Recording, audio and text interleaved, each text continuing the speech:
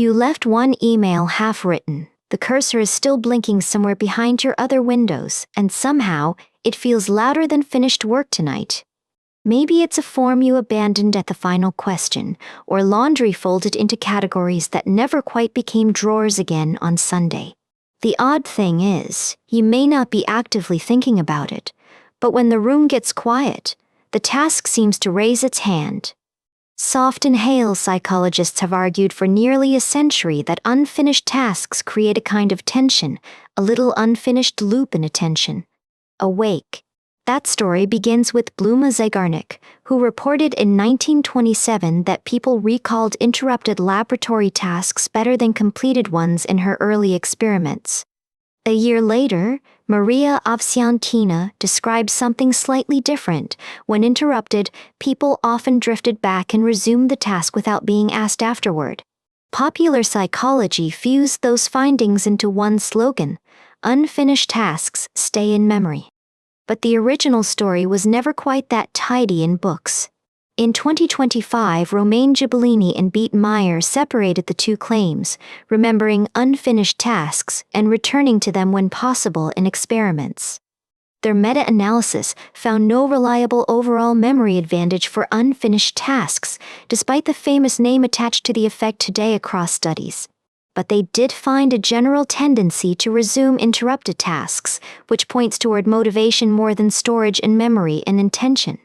So the unfinished email may not be better remembered. It may be better at tugging, nudging, asking for a doorway back and later. That distinction matters because memory and motivation feel similar from the inside. Both arrive as mental noise. Both interrupt other thoughts quietly. Ghibellini and Meyer argue that task involvement, achievement pressure, authority, and individual differences may shape whether the classic effect appears at all. In other words, unfinished work does not haunt every mind equally. It depends on what the task means and who is watching there. Think of a waiter who remembers open orders, then seems to forget them once the plates land and the table clears after the rush. Zeigarnik's inspiration is often traced to restaurant observations, though the 2025 review focuses on experimental evidence rather than the cafe legend. The legend is useful because it captures something familiar. Completion changes the texture of attention. A closed loop stops asking to be monitored. Small pause. But the meta-analysis asks a stricter question. Does interruption actually improve recall across studies, or did we love the story too much? Across the evidence Ghibellini and Meyer reviewed, the memory version lacked universal validity. The resumption version looked more dependable overall instead. That is a quieter finding but maybe a more human one. We are not just archivists of tasks. We are organisms trying to finish ongoing actions. Avsiankina's 1928 work gave that pull a name, the tendency to continue an interrupted activity when the chance returns later unexpectedly. You see it when someone pauses a puzzle, says they're done, then reaches back for just one more piece anyway on instinct. The behavior is not always rational. Sometimes the task is trivial. Sometimes finishing it changes nothing except the pressure in your chest for anyone. The 2025 authors conclude that the Avsiankina effect represents a general tendency, while the Zeigarnik effect lacks the same broad reliability. That does not make Zeigarnik wrong in every case. It means the famous effect may be conditional, not a law of mental life everywhere. A useful question is not, why can't I remember anything else? It may be, what unfinished action is still recruiting me here? Masicampo and Baumeister's 2011 research tested whether unfulfilled goals create intrusive thoughts during unrelated tasks, and whether planning could quiet them later. Their studies found that making a specific plan for an unfinished goal reduced those intrusions, compared with leaving the goal unresolved noticeably. Notice the elegance of that. The mind did not require immediate completion. It required a credible route back to completion again. So if a task keeps surfacing, consider writing the next physical step, not a noble intention. Open the file, call the person, clear the corner. Vague promises leave the loop fuzzy. Concrete plans give the mind an object to hold, and sometimes that is enough for now inside attention. This is why half cleaning a room feels different from stopping at a clear edge. One produces debris, the other produces a bookmark. One approach is to stop deliberately, leave the brush washed, the document named, the materials gathered, the next move obvious before leaving. The task still exists, but it no longer has to shout from the background to make sure you can find it again tomorrow. Masikampo and Baumeister described this as plan-making, eliminating cognitive effects of unfulfilled goals, at least in their experimental settings for participants. The caution matters. A plan is not magic. It does not finish the work. It changes the kind of unfinishedness you are carrying around. If this kind of careful psychology is your thing, consider liking or subscribing. It helps the show reach people who enjoy nuance too. There's a difference between an open loop and an organized pause. One feels like static, the other feels like a held place inside. The 2025 meta-analysis also notes that experimenter authority may matter. Interruption by someone powerful can make a task feel more obligatory later. That may explain why a boss's unfinished request follows you home, while your own abandoned hobby waits more quietly nearby in bed. Achievement pressure is another proposed moderator. Unfinished tasks may pull harder when they touch competence, evaluation, or the wish to prove oneself socially. A half-written apology is not the same as a half-watched video.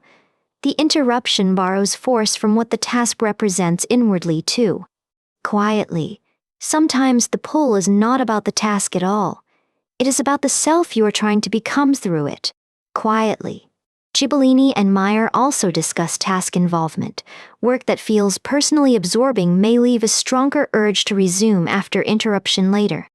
This is why some interruptions feel clean and others feel almost rude. They break not only activity but a temporary identity there. When possible, name what was interrupted. Not just the task, but the motive, repair, curiosity, pride, care, relief, or belonging maybe. That naming may help you decide whether to resume, plan, delegate, or consciously let the loop close unfinished for today, without drama cleanly. Because some unfinished tasks deserve return. Others are psychological burrs from old obligations that no longer match your life now anymore. The newer evidence challenges the simple claim that unfinished tasks are remembered better simply because they remain incomplete across contexts reliably. Instead, incompletion may act like a motivational signal. It says there is still an affordance here. There is still a possible action next. That signal can be useful. It brings you back to the stove, the message, the promise, the small repair waiting in the hallway tonight. It can also be exhausting, especially when dozens of unfinished fragments compete for the same narrow beam of attention, daily, loudly. In Masikampo and Baumeister's work, unfulfilled goals produced intrusive thoughts that interfered with unrelated activities before plans reduced the interference measurably.